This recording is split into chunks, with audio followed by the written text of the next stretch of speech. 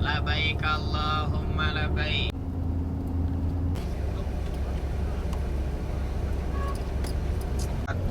Dan sekarang dibangun dua, satu untuk masuk, satu untuk keluar. Jadi kita tidak bisa masuk. Insya Allah semua yang melaksanakan haji pasti sampai di tempat itu. Mah tenang aja mah, nanti ditungguin yang usah itu. Kamu sebelah sini. Hah? Enggak. Saya mah.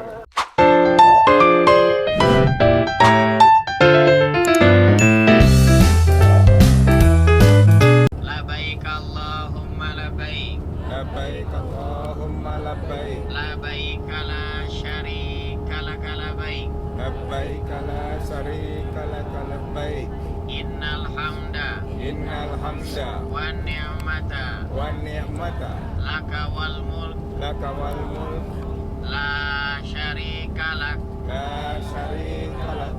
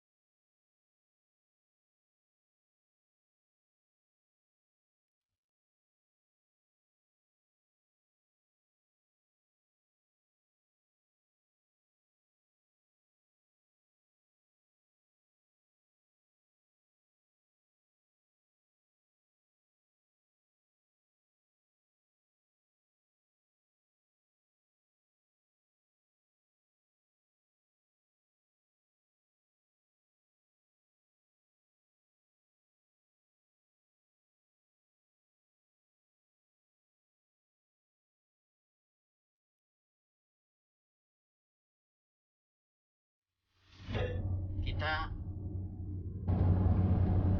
mengalami kemajuan dalam ibadah. Misalnya waktu di tanah air kita jarang baca Al-Quran. Nah, pulang dari sini nanti selesai umroh, kita rajin baca Al-Quran. Kalau sebelumnya kita ini maaf pelit ya, menginfakkan harta kita, gaji kita. Sekarang kita menjadi lebih semangat ya. Tidak lagi pelit atau bakhil. Tanah air kita sering salatnya lambat ya. Nah, sekarang kan kita di sini dilatih ya.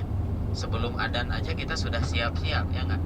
Setengah jam sebelum adzan itu kita kayaknya nggak pernah kita lakukan di tanah air. Kita praktekkan di sini setengah jam kita sudah siap-siap mau ke masjid. Nah, bayangkan kalau kita praktekkan ya. Kita praktekkan selesai sholat kita baca Quran 1-2 ayat atau sampai 10 ayat, malah dihafalkan. Yaitu ayat Iqra ya, ayat suci Al-Quran. Di sana diturunkan ayat tersebut oleh malaikat Jibril alaihissalam kepada Rasulullah SAW. Kata malaikat Jibril kepada Rasulullah, "Ya Muhammad, Iqra." Artinya bacalah. Kata Rasulullah, "Ma ana biqari." Kata kata Muhammad, kata Rasulullah SAW. Jadi aku tidak dapat membaca atau tidak bisa membaca. Iqra ya Muhammad. Sampai 3 kali tetap jawaban Rasulullah, ma'ana biqari, tidak bisa membaca. Iqra bismi rabbikal ladzi khalaq, sampai dilanjutkan ayatnya oleh malaikat Jibril. Dan setelah itu Rasulullah turun dari gunung tersebut. Jadi Rasulullah di Gua Hira ini 40 hari 40 malam, akhirnya turunlah malaikat Jibril. Lari ke rumah Rasulullah dan langsung meminta kepada istrinya, yaitu istri Rasulullah Siti Khadijah radhiyallahu anha, dafiuni, kata Rasulullah, selimuti aku kedinginan dan ketakutan. Ini Rasulullah menggigil. Kenapa? Melihat makhluk yang malaikat yang datang pertama kali Rasulullah lihat pada saat itu. Jadi memang pada sejarahnya Rasulullah ini, jangankan yang pertama kalinya menerima wahyu, yang sekian ribu kalinya menerima wahyu itu, tetap Rasulullah ini, para sahabat menjelaskan, mengeluarkan keringat dan tidak bisa bergerak dari tempatnya di saat ayat itu diturunkan oleh Allah SWT. Saking beratnya ayat suci Al-Quran. Maka dari itu kita harus sopan dan hati-hati menjaga Al-Quran, Bapak Ibu sekalian ya, karena itulah kalamullah. Sama seperti Jabal Nur. Kalau Jabal Nur itu datar tapi 3 gunung yang dilalui. Kalau ini 1 gunung tapi tinggi dan nanjak. Naiknya dari mana? Naiknya ada nanti dari depan ke kanan. Itu yang putih-putih itu. Nah, jadi naiknya ini ke lurus lalu ke kiri. Perhatikan, lurus lalu ke kiri.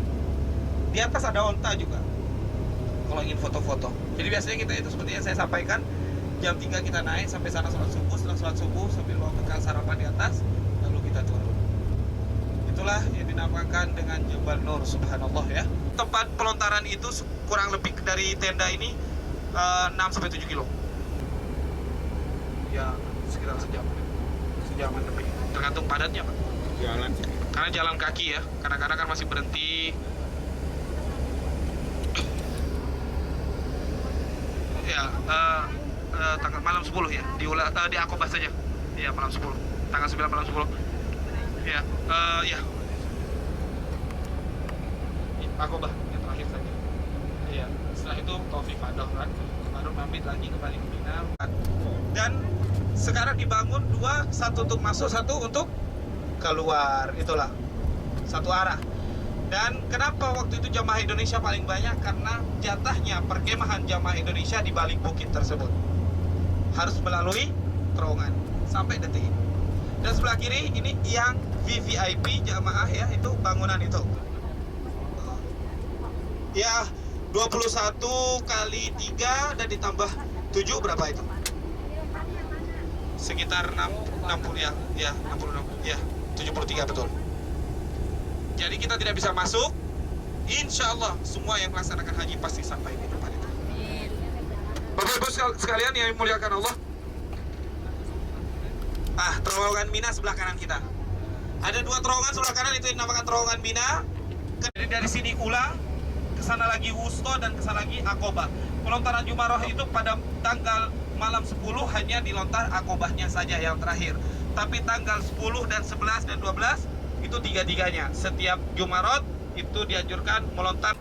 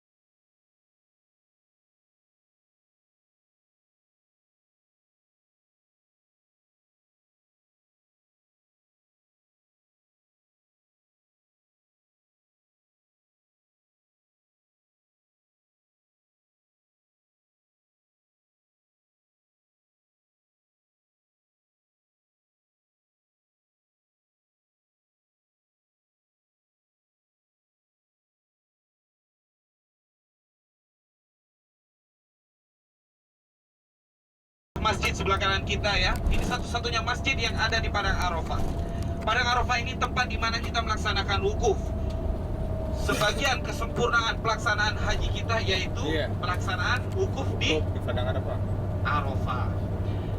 Masjid ini namanya Masjid Namiroh, dan yang membangun pertama adalah Nabi Ibrahim alaihi salam.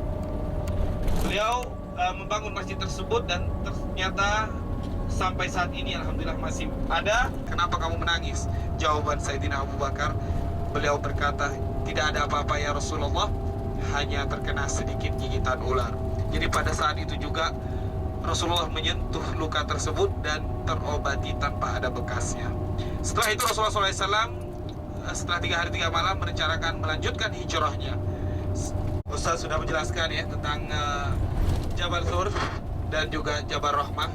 Jabal Rahmah adalah rute kita berikutnya, yaitu sekarang perjalanan dari kota Mekah kurang lebih sekitar 32 kilo.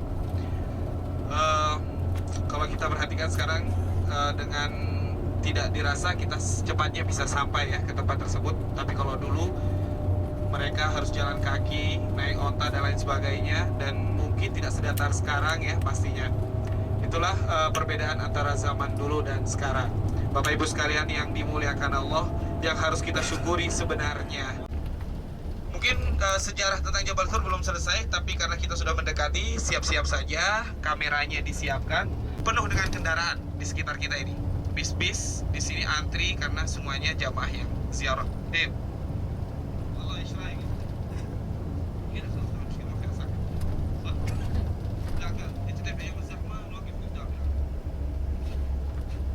Oke Bapak Ibu, tolong kita perhatikan waktu seperti masjid atau ke Jabal Thur atau Gunung Thur Bapak Ibu sekalian.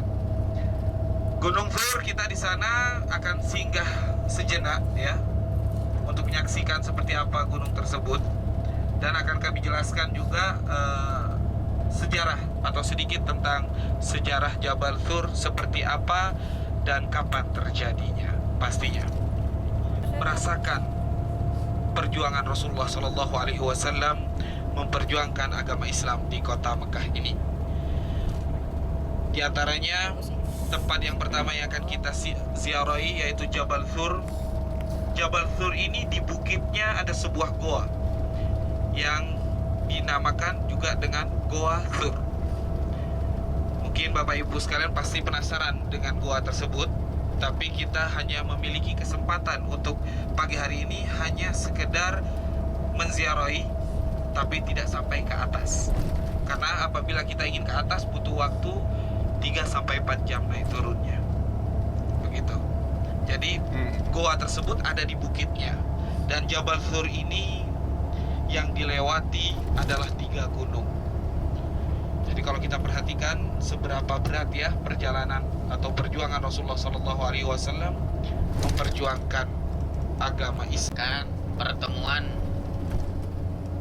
yang sangat mengesankan. Nabi Adam dalam keadaan sendirian, ya, sepi.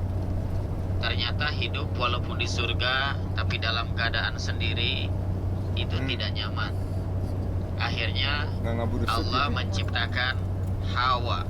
Kebangun, Nabi Adam kaget karena tulang ya iganya itu nggak ada kemana. Ternyata Siti Hawa itu diciptakan dari situ. Dan ketika di dunia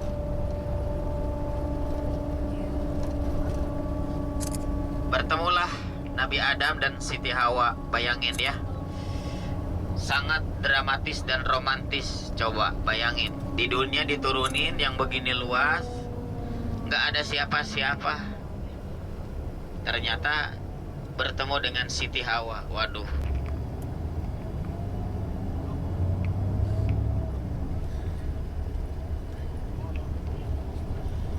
Ibu-ibu, ketika Nabi Adam diturunkan ke dunia, Nabi Adam memohon kepada Allah, "Ya Allah, aku mohon perlindunganmu dari iblis, dari setan yang telah membuat aku diturunkan ke alam dunia ini." Maka Allah menurunkan malaikat ya yang menjaga Nabi Adam dari godaan